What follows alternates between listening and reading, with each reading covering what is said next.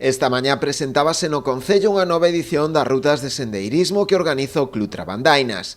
A proba terá lugar este vindeiro domingo 25 de febreiro e volverá a formar parte da Liga Galega de Sendeirismo que promove a Federación Galega de Montañismo, prevéndose ademais unha alta participación. A proba estará dividida en dous percorridos, un de 25 km de dificultade media-alta e outro de 15 de nivel medio. Admite federados e non federados e para que sea asequible a todos os participantes, pois hai dúas modalidades, unha modalidade curta de 15 km e unha máis longa que é a de 25. Ambas terán a saída desde o IES Campo de San Alberto a partir das 9 da mañán. Animamos a todos os que queiran vir a participar, que seguro que fixeron un recorrido moi bonito, no que a xente pode disfrutar de toda a natureza e das paisaxes que temos aquí en este pueblo. Unha das principais novidades será o cambio de trazado. Este ano a organización decidiu apostar por paisaxes máis rurais,